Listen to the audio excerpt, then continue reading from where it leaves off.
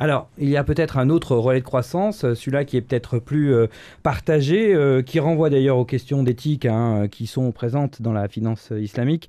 C'est d'ailleurs le thème du sommet de Rio de la Terre en juin prochain, c'est la croissance verte. Est-ce que pour vous, c'est la piste à suivre, notamment dans l'espace euroméditerranéen, Pierre Copty? Alors, la croissance verte, je- des analyses ont été faites sur les coûts qui pourraient être diminués à travers d'une meilleure utilisation des ressources naturelles, l'énergie propre, etc. Le principal obstacle à ce genre de solution, c'est que les financements sont extrêmement lourds. Il faut donc en trouver la source. Et l'on revient à la case de départ. Aujourd'hui, qui finance dans cette partie du monde des investissements de très long terme dont on ne verra les premiers effets bénéfiques que dans quelques temps?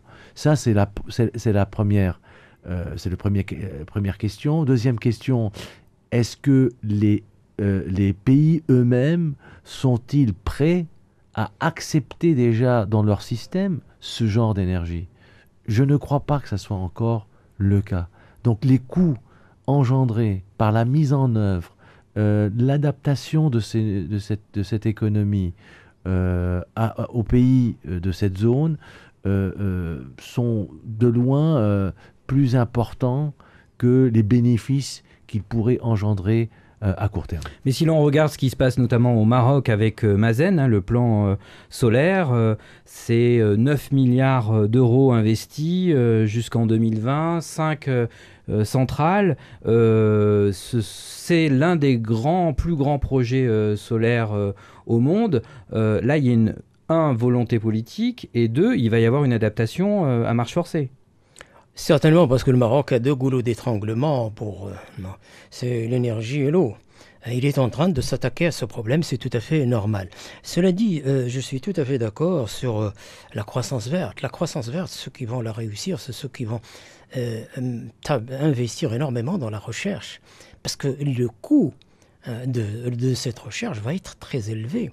On va pas, les pays en voie de développement peuvent bénéficier je dirais, de résultats de ces recherches. Mais ce ne sont pas eux qui font cette recherche. Mais ils ont la matière, ils ont le soleil. Il y a le Sahara, Desertec. Les Allemands investissent très très lourdement dans ce projet-là.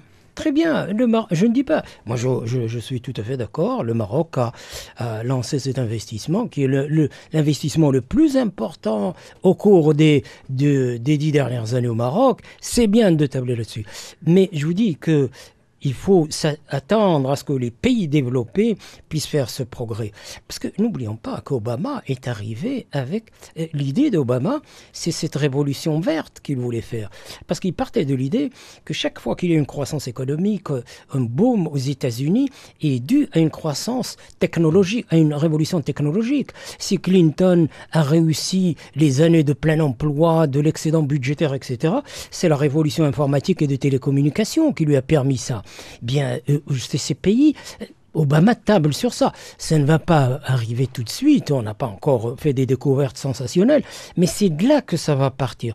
Les pays en voie de développement peuvent bénéficier, on peut faire ce que fait le Maroc, anticiper, mais ce n'est pas dans ces pays que les choses vont se faire, parce que dans ces pays n'ont pas les moyens de réussir, je dirais, d'investir énormément dans la recherche. Pierre Copty. Oui, je voudrais juste ajouter que dans ce genre d'expérience de croissance propre, je dirais, ou de développement durable, la terminologie, elle est extrêmement variée.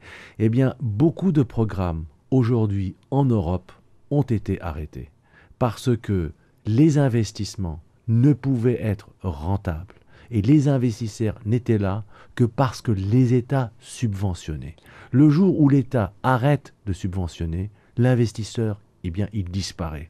Donc, c'est à l'État de porter lui-même le coût donc, de ces investissements à très long terme, avec des résultats qui sont encore très questionnable. Ça peut faire partie des grands projets de croissance que discuteront Angela Merkel et François Hollande. On va en rester là, messieurs, sur ces considérations d'économie environnementale et sociale. Cette émission s'achève.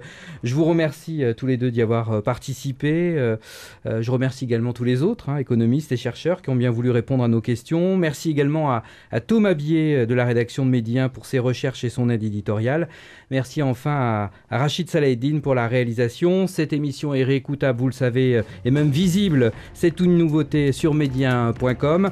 Merci à tous de l'avoir suivi. Merci à tous de l'avoir suivi et rendez-vous dans un mois.